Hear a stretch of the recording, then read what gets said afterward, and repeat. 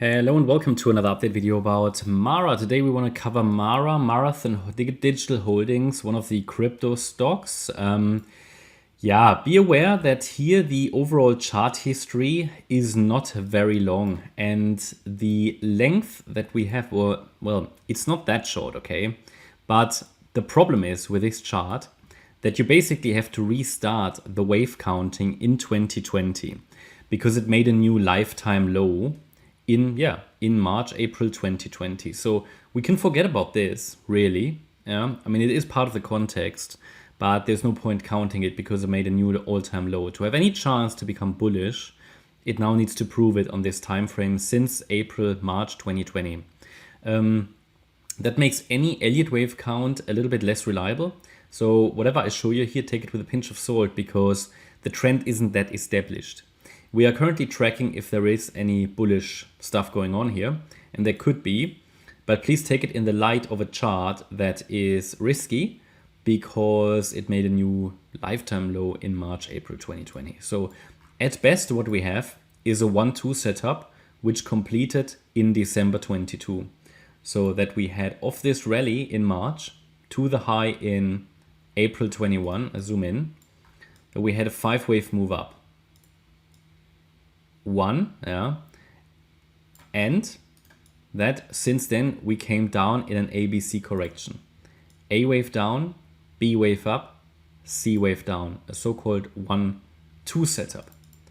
If we look at the Fibonacci retracements that price reached, so the Fib levels roughly, you can see that it reacted to the area of the 50% retracement and the 61.8 retracement level. That's exactly what we want to see in such a wave 2 pullback.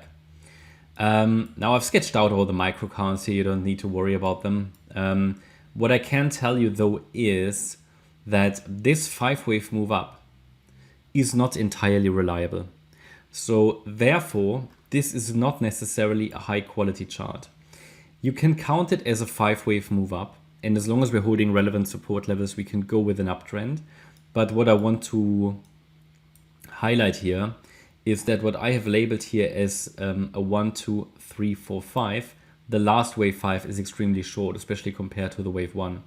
So it is not unreasonable to count this as an A, B, C structure, which is not bullish.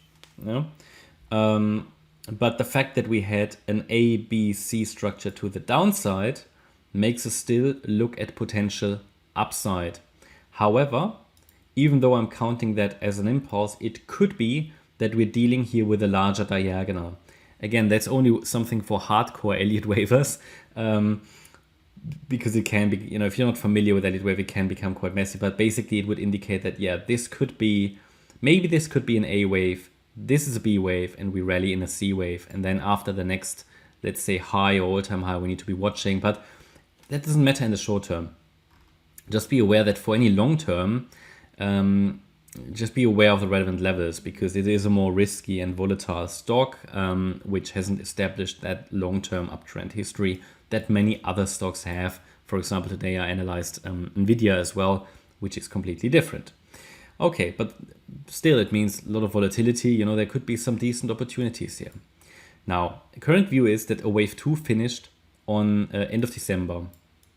And since then, the choppy move up here is unfolding. So I'm counting this, and there are other ways of counting this, but my view, my preferred option is that this is a 1-2 setup, which bottomed in March 23, then another 1-2 setup, which bottomed here in June. And we could now be in the third wave rally. Then we should get a 4 and a 5, and it should escalate higher like that without strong retracements. If we see any really strong retracements now, then it is a warning that things are not going as planned. So we have a wave 1 here that, let me go to the 4-hour chart actually. We have a wave 1 here that started in March 23. So what we normally want to see is the 1.618 extension as a target. So we take the length of the wave 1, we go to the low of the wave 2, and ideal target for the third wave would actually be $37. Now, looking at the subwaves, we might not quite get there. Again, confirming the view that we might be in something of a diagonal structure, but certainly the trend is up at the moment. And this can stretch up higher, okay? Current price action certainly would suggest we are in some kind of a third wave rally. Now, the low of the wave 2 is here in June, on the 6th of June, around about 850. Since then, I can count another smaller 1-2 setup within wave 3. And it seems like we are still unfolding here as a third of a third wave. Maybe this third wave has topped now. Maybe. What we can do now is define the relevant support level against which price can still move higher. That is very important in a third wave rally in general. If we have a third wave rally unfolding, of course it can break down, but to get a warning when it's breaking down, we need to use the fib levels. So that fourth wave here typically would not break below the 50% retracement of the third wave. So what we're going to do, we're going to add the wave 4 retracements here. So if a wave 4 pullback occurs, then it can get into the yellow region. Actually, it would be expected to get into the yellow region. Support starts at 1550. Then we've got $14, which is the ideal target, typically the 38.2 retracement. And then 1291 is the 50% retracement level. So what I mean is, typically you would expect the wave 4 to get into this price region. If it goes any lower than 1291, you would have a first signal that something more bearish is going on here, that it might not unfold as a fourth wave and instead that we had a 3-wave top. So this is support. Now, I'm not telling you it will start now, but it could do, and I would certainly pay attention to a possible trend line here.